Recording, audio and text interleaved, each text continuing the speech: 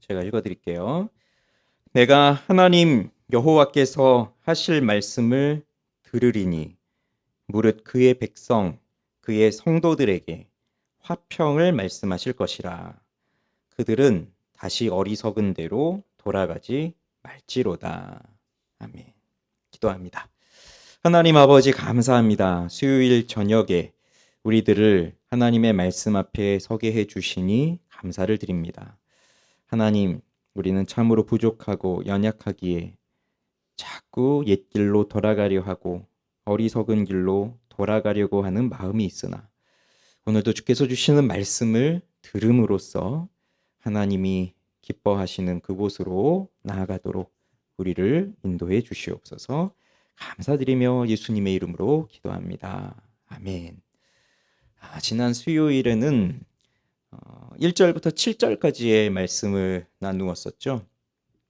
1절부터 3절은 바벨론 포로 귀환에 대한 감사의 내용으로 과거에 베푸신 은혜를 노래했고, 4절에서 7절은 이스라엘의 완전한 사죄와 회복을 간구하는 내용을 다루었고요. 오늘 보게 되는 이 8절은 회복에 대한 간구와 은총에 대한 확신을 고백하는 내용이 9절과 함께 이어지고 있습니다. 하나님께서 바벨론 포로로 끌려갔던 이스라엘 백성들을 다시 돌아오게 해주셨어요. 여기 돌아왔다는 것이 단순히 장소적 의미에서 바벨론에서 예루살렘으로 돌아오게 했다는 것뿐만 아니라 영적으로 회개하고 돌아왔다는 그런 의미도 있다는, 영혼의 돌이킴, 그 영혼의 돌이킴이 있다는 거 말씀드렸죠.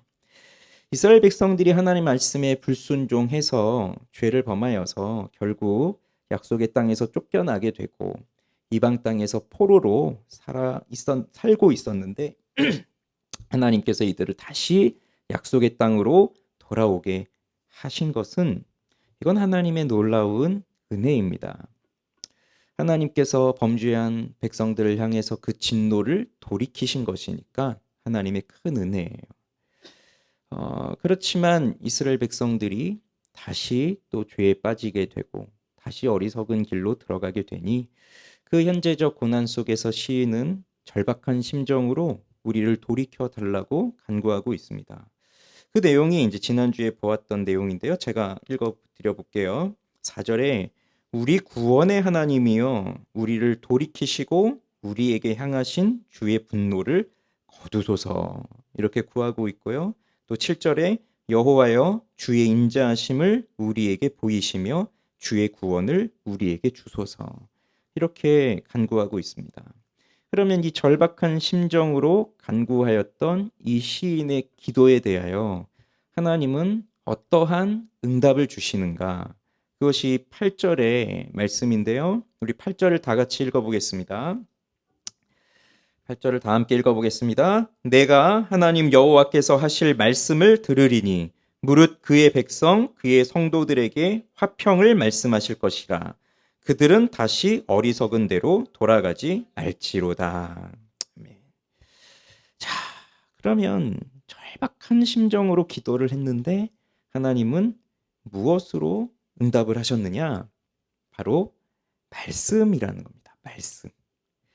여러분, 기도의 응답이 말씀이라고 하는 것에 동의가 되십니까? 자, 시인의 형편 그리고 이스라엘 백성들의 형편을 생각해 보세요.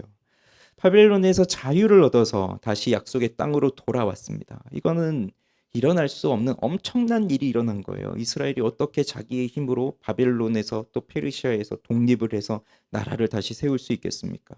이것은 전적인 하나님의 은혜입니다. 하나님께서 그 죄를 용서하시고 그 죄를 덮어주셔서 죄를 없애주시고 하나님의 뜻대로 살아가도록 해주셨는데, 그러면 돌아온 이스라엘 백성들은 이제 그들에게 남은 건 하나님의 뜻대로 사는 거예요. 그래서 거룩한 하나님의 백성으로서 거룩한 영향력을 나타내며 하나님을 기뻐하는 존재로 그 땅에서 하나님의 살아계심을 드러내며 살아가야 하는 것입니다. 그러나 돌아온 백성들이 잘할 것 같았지만 막상 또 돌아와서 살아보니 잘 안 되는 겁니다. 그래서 과거에 베푸셨던 하나님의 은혜를 또 떠나게 돼요. 또 죄에 빠져요. 그러니 하나님께서 거두셨던 하나님의 진노가 다시 이 백성들에게, 돌아온 백성들에게 다시 주어지고 있습니다. 다른 민족들의 위협으로 그 진노가 나타났고요. 또 경제적인 어려움으로 또 나타났고요.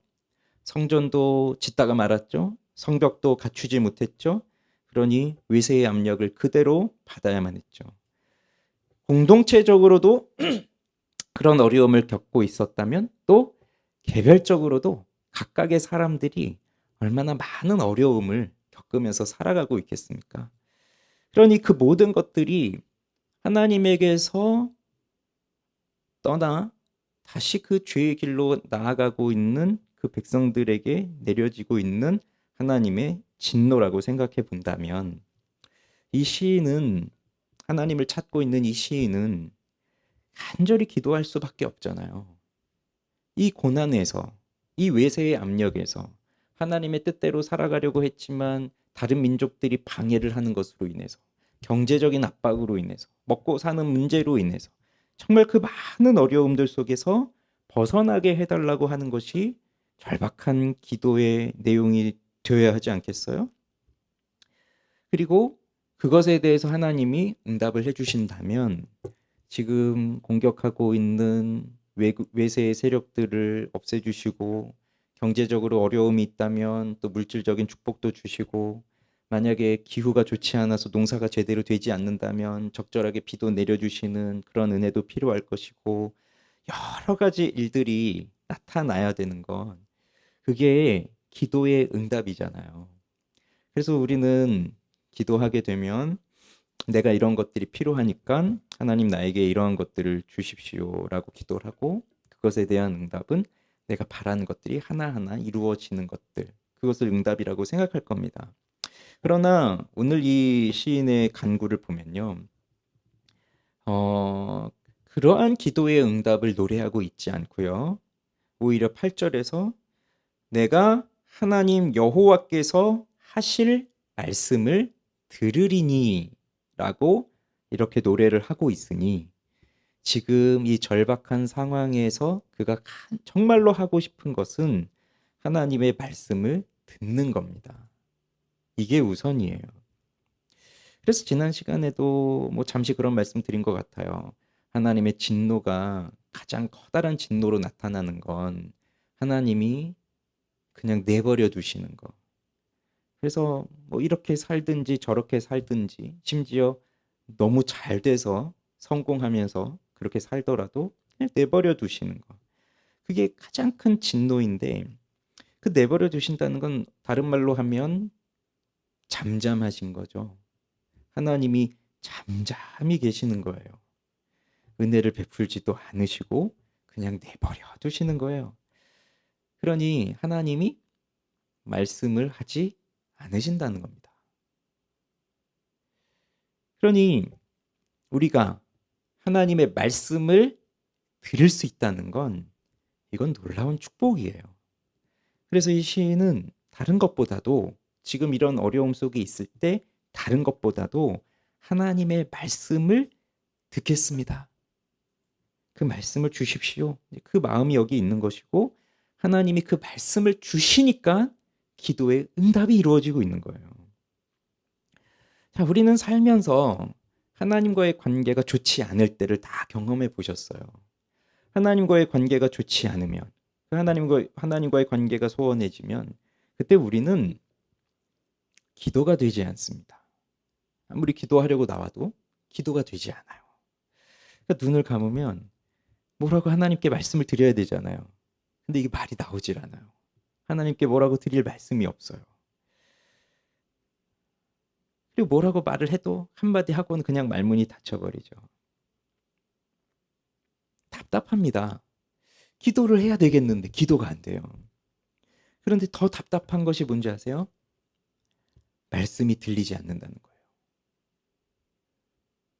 이렇게 예배의 자리에 나와도, 또 뭐 성경을 읽어도, 뭐 큐티를 해도, 지금 여기선 분명히 설교가 되고 있고 쓰여져 있는 성경을 읽고 있고 큐티를 하면서 생각을 하지만, 그런데 말씀이 전혀 들리질 않아요. 소리는 들리죠. 지금도 여러분 소리는 들리고 있지 않습니까? 눈으로 읽고 있잖아요. 그런데 이 말씀이 내 마음으로까지 들어오질 않는 거예요. 그러니 하나님의 말씀이 정말 우리에게 영향력을 주기 위해서는 단순한 그 지적인 동의로만은 안 되는 거거든요. 단순히 지적인 동의로만 되는 것이 아니라 정말 이 마음으로까지 흘러내려와서 이 마음 속에서 참된 변화가 일어나야 진정한 삶이 되는 거거든요. 팀 켈러 목사님이 목회를 하시면서 한 10대 소녀를 만난 적이 있으시대요. 한 16살 정도 되는 소녀인데 이 여자아이가 우울증에 빠진 거예요. 그래서 상담을 해보니 예수님께서 베푸신 은혜와 사랑을 내가 다 압니다. 그렇게 고백을 하더래요. 하나님이 날 사랑하시고 예수님이 날 위해 죽으셨고 했다는 모든 사실을 나는 다 알고 있습니다. 나 다 믿고 있습니다. 그런데 그것이 지금 내가 학교를 다니고 있는데 학교에서 친구들이 나를 돌아보지 않는 것과는 무슨 상관이 있습니까? 그러니까 지금 이 아이가 학교 생활에서 좀 어려움이 있나 봐요. 뭐 남자아이들이 잘 봐주지 않고 친구들하고 좀 어려움이 있으니까 예수님이 나를 사랑하시고 나를 위해 죽으셨다는 걸 내가 알지만 그게 지금 내가 학교 생활하고 있는 것과 무슨 상관이 있냐. 여기서 괴리가 생기는 거예요. 그러니 우리도 이런 비슷한 경우들을 많이 가지고 있어요. 알고는 있는데 이게 지금 내 현실하고 무슨 상관이 있냐. 예수님이 나를 위해 죽으셨다고 했는데 지금 속을 썩이는 내 자식 때문에 고통을 당하는데 이게 무슨 상관이 있냐. 지금 회사 일이 잘 안 풀려가지고 사업이 안 풀려서 어려운데 이게 무슨 상관이 있냐. 사람들이 나한테 인정을 안 해주는데 그게 무슨 상관이 있냐. 그러니 아는 것과 실제로 살아가는 것 속에서는 차이들이 있다는 겁니다. 그러니 단순한 지적인 동의만을 생각한다면 말씀은 분명히 들려지고 있고 우리가 지성적인 이해가 있다면 이해하면서 깨달을 수는 있겠지만 이게 정말 내 마음 안에서 변화를 일으키면서 나의 삶을 변화시키는 건 말씀이 정말 내 마음속으로 들어와야 되는 거거든요. 근데 말씀이 들리지 않는다는 건 그 일이 일어나지 않는 거예요. 아무리 들어도 아무리 읽어도 내 삶에서 이 말씀과 적용점을 찾아낼 수 있는 것이 없는 거예요. 아무것도. 그리고 말씀이 나를 그리고 내 삶을 어떻게든 변화시켜 주실 것이라고 하는 기대감도 없어져요. 그래서 우리 인생의 모든 문제는 결국 우리 인생의 모든 문제의 해결은 그리스도 예수의 십자가에 있고 복음에 있는데 그런데 이게 전혀 와닿지 않는 거죠. 이게 굉장히 답답한 일입니다. 우리 신자들의 삶에는. 만약에요. 하나님의 말씀을 한 번도 경험해 본 적이 없다고 쳐보세요. 내가 교회를 오래 다녔지만 이런 식으로 정말 말씀을 깊이 듣고 성령의 감화를 받아서 내 영혼이 변화되고 내 삶이 변화되어지고 했던 것을 그런 경험을 한 번도 해본 적이 없다고 해보세요. 그러면 말씀이 들리는지 안 들리지 그런 것에 대한 분별이 없어요. 항상 안 들리고 있는 상태니까 마치 그게 그냥 당연하듯이 생각하면서 살지만 그러나 여러분 말씀을 정말 경험해 본 사람들 그 아시잖아요. 하나님의 말씀이 내게 임하였을 때 내 영혼의 기쁨 때로는 내 영혼의 그 나의 죄를 발견하면서 갖게 되는 그 두려움 그러면서 또 하나님 앞에 나아가는 용기 나를 위로해 주신 하나님의 사랑 또 나를 새롭게 해주시는 그 힘 주시는 은혜 이걸 경험해 본 사람은 이 말씀이 전혀 깨달아지지 않고 내 삶에서 전혀 역사가 일어나지 않으면 너무 답답합니다. 그러니 가장 간절한 기도는 말씀을 내가 듣겠습니다. 그거예요. 말씀을 내가 듣겠습니다. 그래서 성령께서 내게 말씀을 깨닫게 하시고 그래서 그 말씀을 이해할 수 있는 조명의 역사를 주시고 또 그 말씀이 내 마음에 들어와서 참된 변화를 주시는 감화의 역사를 주셔서 내가 말씀을 알고 살아갈 수 있도록 도와주십시오. 그것을 구하는 거거든요. 그러니 하나님이 내게 말씀해 주신다. 지금도. 내가 들을 때마다 깨달음이 생기고 그 깨달음이 있을 때마다 기쁨이 넘쳐나고 새 힘이 솟고 라고 한다면 이것이 정말 큰 은혜입니다. 우리에게는 너무나 큰 은혜예요. 그래서 우리가 우선적으로 해야 할 일이 뭐냐, 하나님 앞에 나의 이야기를 늘어놓는 것도 중요한 일입니다. 기도하는 건 너무 중요해요. 하나님, 제가 지금 이런 상황이 있습니다. 제가 지금 이런 마음에 있습니다. 하나님 이렇게 도와주십시오 라고 우리의 상황을 아뢰는 것도 너무나도 필요하고 중요한데, 그것보다 더 앞서서 이루어져야 될 것은 바로 하나님의 말씀을 듣는 것입니다. 기도라고 하는 것 자체가 하나님의 말씀에 기초하여 우리의 상황을 아뢰는 것이기 때문에 하나님의 말씀을 모르는 상황에선 사실 정확한 기도, 올바른 기도를 할 수가 없어요. 말씀을 듣는 것이 우선이에요. 그런데 여기서 듣는다는 것은 내가 가만히 있는다고 해서 들려지는 건 아니에요. 소리는 가만히 있어도 들을 수 있어요. 내가 귀가 뚫려 있는 한, 청각에 이상이 없는 한 소리는 그냥 들릴 수가 있죠. 그렇지만 우리 쉽게 말해서 한 귀로 듣고 한 귀로 흘려보내는 거 얼마나 많습니까? 말씀을 들어도 쫙 빠져나가고. 그러니 여기서 내가 듣는다는 거는 그냥 가만히 있는다는 게 아니라 하나님께서 하실 말씀을 기다리고 경청하고 순종하겠다는 의지가 담겨 있는 거예요. 이거는 그냥 가만히 있으니 가만히 있겠어요, 들어보겠습니다, 그런 것이 아니라 하나님이 말씀하실 것을 기다리면서 하나님의 말씀을 경청하면서 그 말씀에 순종하겠다라고 하는 그 의지, 그게 듣는 거예요. 그래서 어려운 일에 처하여 있을수록, 또는 우리가 죄 가운데 거하면 거할수록 우리는 더욱 하나님의 말씀을 듣기 위해서 하나님 앞에 나아가야 돼요. 그래서 그 유명한 말이 있잖아요. 우리 청교도 조셉 얼라인이 했나요? 유명한 말이에요. 죄인들의 유일한 소망은 하나님의 말씀이 울려 퍼지는 곳에 나아가야 된다. 이 유일한 소망이에요. 말씀이 울려 퍼지는 곳에 나아가야 그나마 듣고 변화되니까. 자, 그렇게 여호와의 말씀, 하나님의 말씀을 사모하고 기다리는 우리가 되기를 바랍니다. 자, 그런데 무슨 말씀을 하나님이 해주실까? 보세요. 오늘 뭐라고 고백하는지. 자, 여호와께서 뭐라고 말씀하시냐면 무릇 그의 백성, 그의 성도들에게 화평을 말씀하실 것이라. 화평을 말씀하신다고 합니다. 화평. 그런데 여기에 중간에 보면요, 왜냐하면이라고 하는 말이 들어가 있어요. 우리말엔 빠져 있지만 보통 이 왜냐하면이라는 게 우리 성경에 다 빠져 있는데, 자, 내가 그 여호와께서 하실 말씀을 들을 겁니다. 왜냐하면 하나님께서 그의 백성, 그의 성도들에게 화평을 말씀하실 것이기 때문입니다. 그럼 보세요. 누구에게? 그의 백성, 그의 성도들이라고 되어 있어요. 그의 백성에게 말씀하실 것입니다 라고 할 수도 있지만 특별히 그의 성도들이라고 하는 말이 들어가 있어요. 성도들. 성도들이라고 하는 말은, 성도라고 하는 말은 하시드라고 하는 말인데요.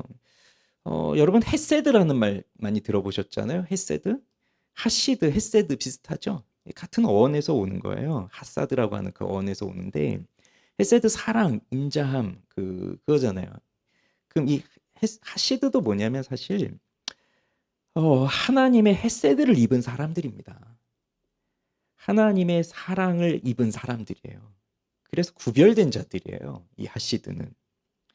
그러니 내 노력으로 내가 거룩한 행실을 해서 내가 구별된 자가 된 것이 아니라 하나님의 사랑을 받음으로써, 하나님의 헤세드를 받음으로써 하나님의 사랑이 덧입혀져서 거룩한 자들로 구별된 성도들을 말하는 겁니다.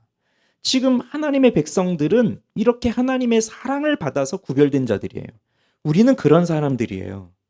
내가 열심히 노력해서 하나님께 인정받은 사람들이 아니라 하나님의 무한하신 은혜와 긍휼로 사랑을 덧입어서 거룩한 자로 구별된 자들이라는 거고요. 바로 이러한 우리들에게 하나님은 무엇을 말씀하시느냐? 화평. 화평을 말씀하신다는 겁니다. 진노를 내리실 것 같지만 내가 너희들을 돌이키게 했는데 또 정신 못 차리고 그렇게 또 나를 떠나 하면서 진노의 말씀을 바라시는 게 아니라 오히려 여기서 하나님이 화평을 말씀하고 계시다는 거예요. 화평. 여기 화평 뭔지 아시잖아요. 샬롬이에요. 샬롬. 샬롬은 평화, 평강, 화평, 평안 다양하게 번역을 할 수 있는데 하나님께 징계를 받는 상황은 사실 이 샬롬이 깨진 상태죠. 하나님과의 관계가 깨졌다고 하는 것은 샬롬이 깨진 거예요. 샬롬이 깨지니까 평안함이 있을 수가 없어요. 평화가 있을 수가 없어요. 우리 안에 늘 두려움, 걱정, 염려 이런 것들이 많다는 것은 하나님과의 관계가 깨져 있기 때문에 두려움이 있는 거거든요. 수요 예배 때마다 늘 들리는 빌립보서 4장 6절은 아무것도 염려하지 말고 다만 감사함으로 기도하라라고 하는 것은 왜냐하면 모든 지각에 뛰어난 하나님의 평강을 얘기하잖아요. 그리스도 예수 안에서 너희 마음과 생각을 지키시니까 정말 우리가 그 하나님의 평강 가운데 있다면 두려운 상황이 있어도 그걸 믿음으로 이어나갈 수가 있는데 정말 두려움이 크게 엄습하고 있는 건 하나님과의 관계가 깨어진 상황이에요. 그래서 바울도 인사할 때마다 우리 하나님 아버지와 주 예수 그리스도로부터 은혜와 평강이 있기를 원하노라 이렇게 인사하잖아요. 결국 평화라고 하는 개념을 우리 사람들은 전쟁이 없고 다툼이 없고 싸움이 없는 상태를 평화라고 생각하지만 이 샬롬은 하나님과의 관계가 회복된 걸 말하는 거예요. 하나님과의 관계가 회복된 게 진정한 샬롬이에요. 그래서 우리 사람들이 이 세상에서 누릴 수 있는 최고의 복은 하나님과 동행하는 삶입니다. 한 걸음 한 걸음 주 예수와 함께 날마다 동행하며 나아가는 그 삶. 그게 가장 큰 복이에요. 하나님과 동행한다고 하는 것이 하나님과 평화를 누린다는 거예요. 평화가 없는데 관계가 깨져 있는데 어떻게 하나님과 한 걸음 한 걸음 손 붙잡고 같이 걸어가겠어요? 그거 아시죠? 관계가 깨진 사람하고 같이 있는 게 제일 고통스러운 거잖아요. 사랑하는 사람과 있을 때 가장 행복한 것이고. 그러니 하나님과의 동행은 바로 하나님과의 평화입니다. 하나님과의 평화는요. 하나님과의 관계에서 그것 또한 막힌 것도 없고요. 거리낌도 없는 그 장애물도 없는 완전한 친교의 상태를 말하는 거예요. 완전한 교제의 상태. 그러면 이 평화가 이 하나님과의 관계, 하나님과의 샬롬이 어떻게 우리에게 회복이 되느냐면요. 그게 세 가지 방식으로 우리에게 나타나는데 첫 번째는 그리스도의 중보 사역을 통해서예요. 곧 그리스도의 공로를 통해서. 자, 우리는요. 타락한 인간들은 본성적으로 하나님과 원수가 되어 있습니다. 하나님과 원수가 되어 있어요.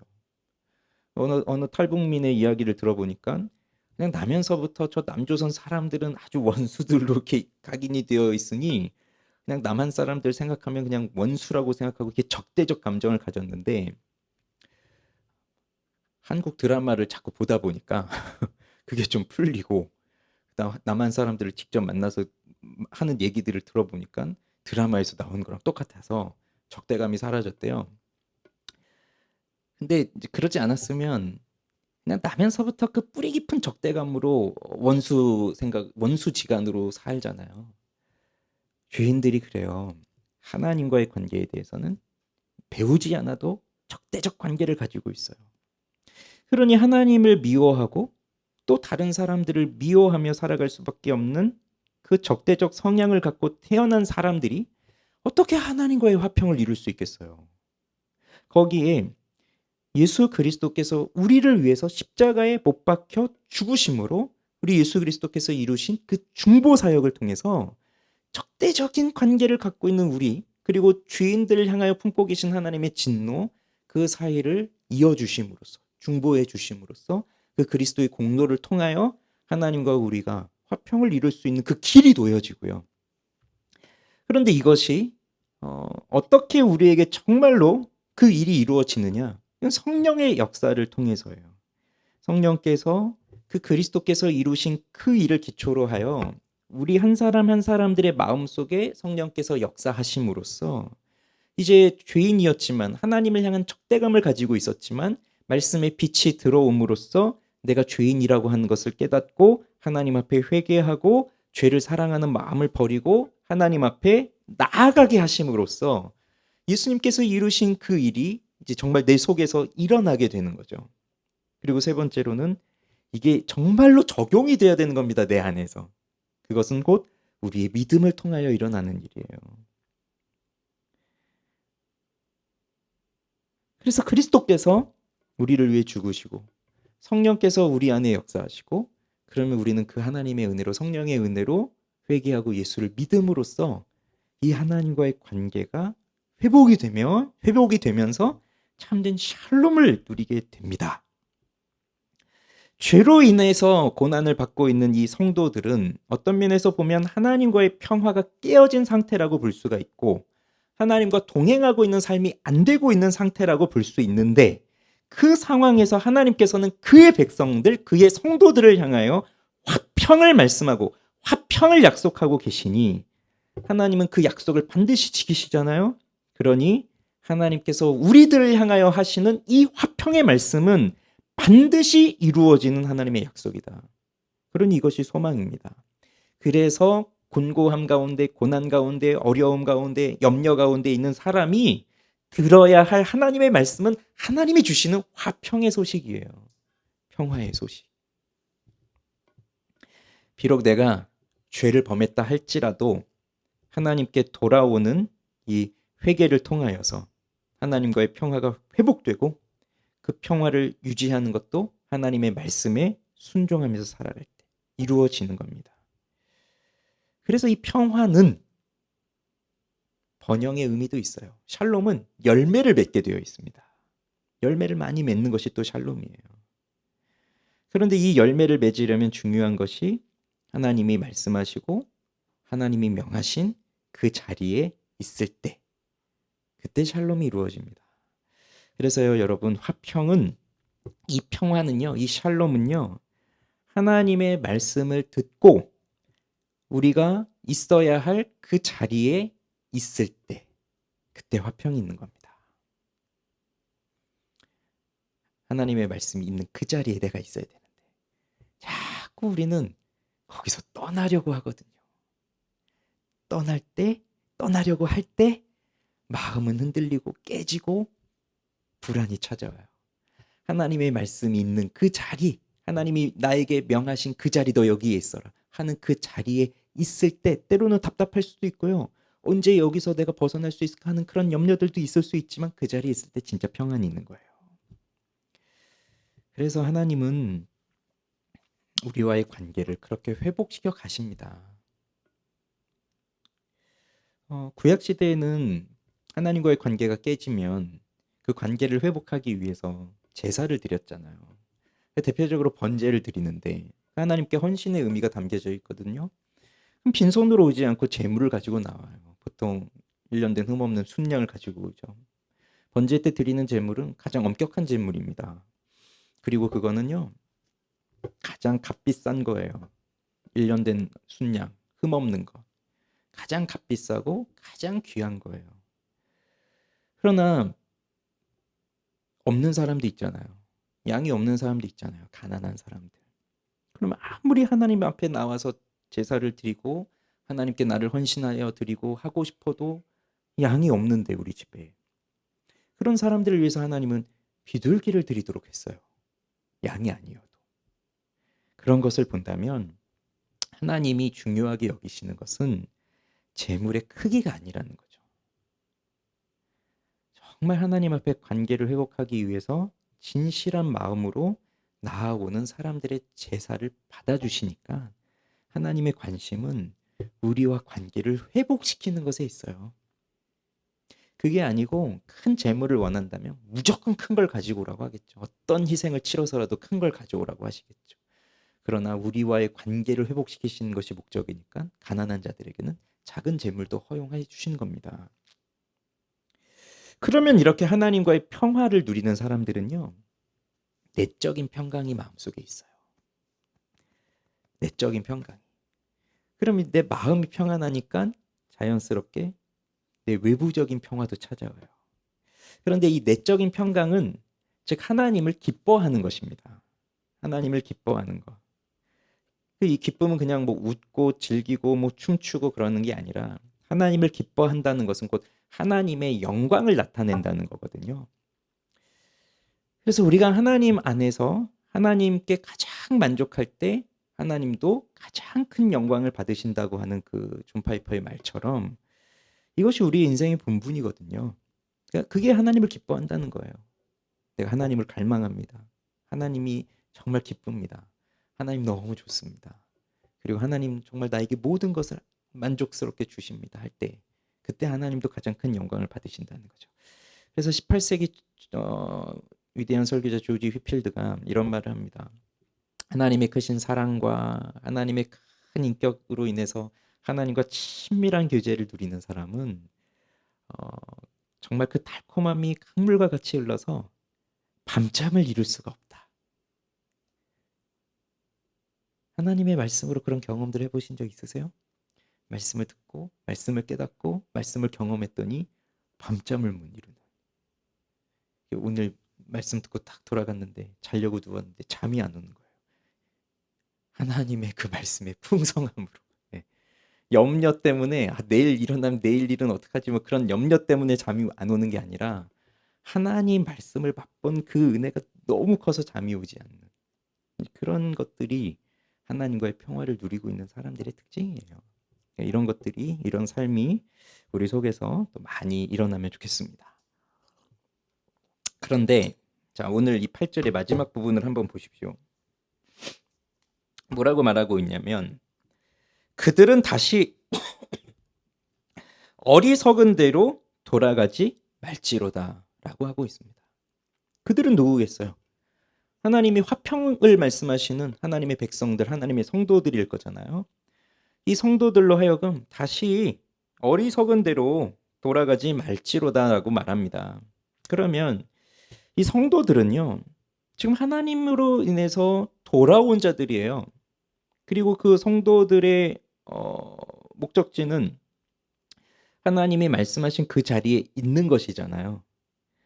그런데 하나님께로 돌아온 자들이 하지 말아야 할 것이 있다면 원래 그들이 있었던 그곳으로는 돌아가지 않는 것이어야 되는 거잖아요. 거기서 힘들고 어렵고 고난이 있고 하나님과의 관계가 깨어져 있고 했던 그 암울한 곳에 있었는데 거기서부터 돌이켜서 지금 여기를 왔는데 다시 그 자리로 돌아가려고 한다는 거는 그것만큼 어리석은 일이 어디 있겠어요. 돌아온다가 무슨 말이라고 했죠? 히브리어? 슈브라고 했잖아요. 돌이키다, 회개하다. 근데 여기서 어리석은 대로 돌아간다라고 할 때도 똑같은 단어가 쓰여져요. 슈브라고 하는 말이. 그러니 하나님의 말씀이 있는 그 자리, 하나님께서 나에게 있으라고 하신 그 자리, 거기에 있는 게 화평이고 그게 평화인데 그 자리를 벗어나서 엉뚱한 곳으로 가고 말씀이 있는 곳이 아닌 다른 곳으로 간다면은 그게 바로 어리석은 곳으로 돌아간다는 겁니다. 성도들은 그렇게 살아서는 안 되는 사람들이라는 거예요. 마치 애굽에서 나온 이스라엘 백성들이 광야에 들어서니까 온갖 불평을 쏟아내잖아요. 그러면서 차라리 애굽에 가는 게 낫겠다. 애굽에서 먹었던 고기가 생각난다. 애굽에서 먹었던 그 여러 가지 음식들이 생각난다라고 하면서 애굽으로 돌아가려고 하고 바벨론에서 나왔던 이 사람들이 예루살렘에서 살아보니 야, 바벨론에서 사는 게 더 부자의 삶이었네 하고 바벨론으로 돌아가려고 한다면 하나님께서 그들을 거기서 건져내셔서 이 자리에 불러주신 그 돌이킴의 이 일이 돌이킴의 그 하나님의 계획이 이루어지겠습니까? 안 되는 거잖아요. 그런데 우리들이 얼마나 자주 이 어리석은 곳으로 돌아가려고 하고 있는지 날 생각해 보십시오. 자기 자신. 나를 생각해 보세요. 여기 뭐 이스라엘 백성들은 우리 너무 잘 알지만 성경을 읽으면서 야 이스라엘 백성들 어쩜 이럴 수 있냐 우리 그렇게만 생각하지만 사실 나를 보여주기 위해서 이스라엘 백성들을 여기다 성경에서 가르쳐 주고 있는 거거든요. 나를 생각해 보세요. 난 얼마나 어리석은 곳으로 자꾸 돌아가고 있는가. 반복적으로 하나님은 화평을 말씀하고 계시고 그 화평을 이루기 위해서 예수님은 날 위해 죽으셨고 그 화평을 이루기 위해서 하나님은 이렇게 큰 희생도 치르셨는데, 그런데 그 화평을 잠깐 단물을 쭉 빨아먹은 다음에 힘이 좀 나니까 이제는 야 다시 또 옛날로 돌아가자 하고 하는 게 우리들의 모습이에요. 나의 모습이라고. 나의 모습.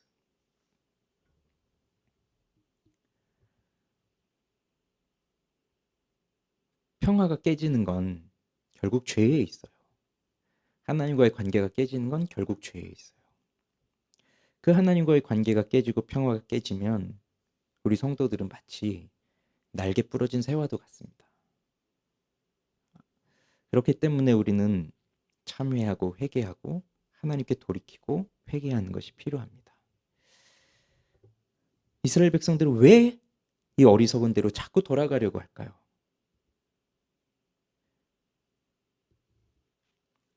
하나님께서 주신 그 자리, 하나님의 말씀이 있는 그 자리에서 살아가는데 그 자리가 이스라엘 백성들이 살면서 너무 좋고 만족함이 있다면 굳이 돌아가려고 하겠어요? 거기 있겠죠. 근데 왜 자꾸 어리석은 곳이라고 표현하는 그 하나님이 없는 곳으로 돌아가려고 할까요? 세상이 하나님의 백성들을 성도라고 불려지고 있는 그들을 가만히 두고 있지 않기 때문입니다. 끊임없는 죄의 유혹, 자기 사랑, 이런 걸 불러일으켜요. 그리고 하나님 말씀하신 그 자리에 있는 게 너무 답답하고 재미가 없고 만족함이 없는 그 불평하는 마음을 자꾸 세상은 불러일으켜 주는 거예요. 그렇지 않겠어요? 아니, 하나님과 함께하는 게 너무 좋아요, 기뻐요. 그러면 굳이 왜 떠나냐고요, 거기를. 우리가 자꾸 하나님에게서 자꾸 떠나서 딴 데로 가려고 하는 건 여기서 지금 만족을 못 누리고 있기 때문이에요. 광야에 분명 하나님이 함께 하셨잖아요. 여호와의 불기둥으로 구름기둥으로 항상 이스라엘 백성들을 돌보시면서 그들의 신발도 터지 않고 그들의 옷도 해지지 아니하도록 그렇게 하나님께서 그들과 늘 동행하시고 함께 하시면서 한 걸음 한 걸음을 내디딘 삶을 살았는데 왜 그 광야에서 하나님을 보지 못하고 애굽으로 돌아가려고 할까요? 물이 없고 음식이 없고 평안함이 없는 그 불편함 때문에 애굽에서 먹었던 고기가 생각나니까. 우리 인생도 똑같습니다. 하나님과 함께하는 인생, 처음에는 하나님이 나에게 화평을 말씀하시고 나를 회복시키시니 너무 좋았는데 살아보니 너무 힘든 거예요. 하나님의 말씀대로 사는 것이. 그리고 우리 주님은 늘 얘기하잖아요. 성경은 늘 얘기하잖아요. 고난이 있다. 불같은 시련이 있더라도 이상한 일로 여기지 말아라. 그러니 우리 새벽에 우리 사경회 때 데살로니가전서를 계속 보고 있는 주일에 또 보는데 이번 주는 또 데살로니가 전후서를 본단 말이에요. 데살로니가 교회 성도들 마찬가지네요. 어제 나왔잖아요. 그들이 본을 받았는데 결국 그들이 본이 뭐였냐. 예루살렘에 있는 우리 유대인의 교회가 유대인들로부터 고난을 받았듯이 너희들도 동족들에게 고난을 받았다. 그게 결국 본이 된 거예요. 그 말은 곧 예수를 따르는 삶은 고난을 받는 삶이라는 거거든요. 근데 고난이 쉬운 게 아니잖아요. 떠나고 싶은 거죠. 버리고 싶은 거죠. 진짜 변화는 예수님이 그래서 이 명목상의 그리스도인들은 이름뿐인 그리스도인들은 예수님이 나한테 주시는 것들이 참 달콤하겠구나. 그걸 알고 예수님을 찾는 사람들이 명목상의 신자들이고 진실한 그리스도인들은 예수님 자체가 너무 아름다우니까 예수님을 따르는 사람들이에요. 그러면 진실한 그리스도인들은 하나님과 함께하는 것이 너무 즐겁고 하나님 자체가 아름답기 때문에 더 이상 그 아름다운 것을 볼 수 없잖아요. 여기가 너무 좋은 건데 왜 떠나겠어요? 떠나는 건 하나님보다 세상이 더 좋아 보이기 때문에 그런 겁니다. 더 좋아 보이니까. 그렇게 유혹을 해요. 근데 거기에 우리가 안 따르잖아요. 세상에 유혹이 오는데 따르지를 않잖아요. 세상이 포기할까요? 포기하지 않죠. 그럼 어떡할까요? 우리를 강압합니다. 강제적인 방법을 써서라도 하나님에게서 떠나서 세상으로 오게 강압을 해요. 그러니 자발적이든 아니면 강요에 의해서든 자꾸 하나님을 떠날 수밖에 없는 상황과 환경이 만들어지는 거예요. 그러나 우리가 명심해야 할 것은 우리가 돌아가야 할 곳은 그 어리석은 곳이 아니라 세상이 주는 달콤한 당근과 같은 그러한 곳이 아니라 바로 하나님의 말씀이 있는 자리다.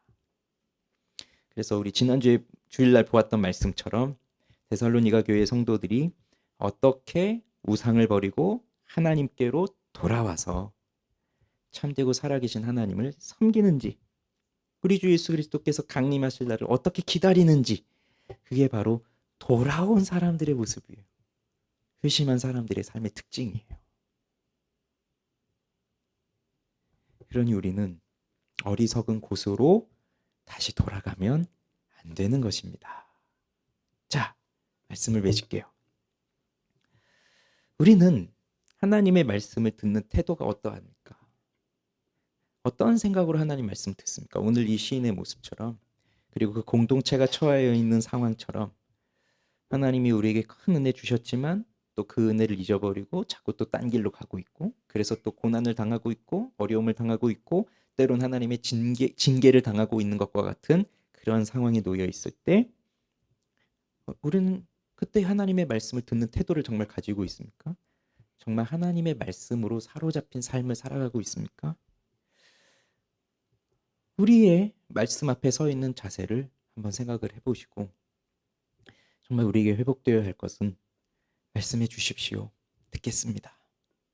가르쳐 주십시오. 깨닫게 해 주십시오. 그리고 그 말씀대로 행하겠습니다. 하는 것이고요. 이렇게 끊임없이 하나님을 배반하고 떠나려고 하고 어리석은 대로 또 돌아가려고 하는 우리를 향해서 오늘도 하나님이 하시는 말씀은 다른 게 아니라 화평이라고 하시니 이것 또한 놀랍지 않습니까? 그래서 하나님은 인자하시고 자비로우시고 노하기를 더디하시는 오래 참으신 하나님이에요. 그 하나님이 우리를 택하여 주셨고 우리를 그의 백성, 그의 성도로 삼아 주셨습니다. 그러면 우리는 어디에 있어야 할까요? 하나님의 말씀이 명하시는 그 자리에 있는 겁니다. 그 자리 찾으셨나요? 하나님 나에게 어디에 있으라고 말씀하셨나요? 그걸 찾으셨나요? 그걸 발견하셨다면 그 자리에 있는 겁니다. 하나님 우리를 사랑하시기 때문에 그 아들 독생자 예수 그리스도를 우리에게 보내주셨고요. 그 예수 그리스도 때문에 우리는 또 하나님의 택한 자들로서 하나님과의 관계를 회복한 참된 평화를 누릴 수 있게 되었습니다. 그러니 오늘 이 시인이 하나님께서 회복해 주실 것에 대한 간절함, 그 희망과 그 기대감을 가지고 노래하였듯이 우리들도 그 간절한 기대감을 가지고 하나님과의 화평, 샬롬, 평강을 누리는 그 삶을 살기를 바랍니다. 다시 한번 말씀드리지만 하나님과의 관계는 하나님이 말씀하신 그 자리에 순종하며 있을 때 있는 것입니다. 그 평화가 정말 우리 모두에게 있기를 주님의 이름으로 축원합니다. 기도합시다.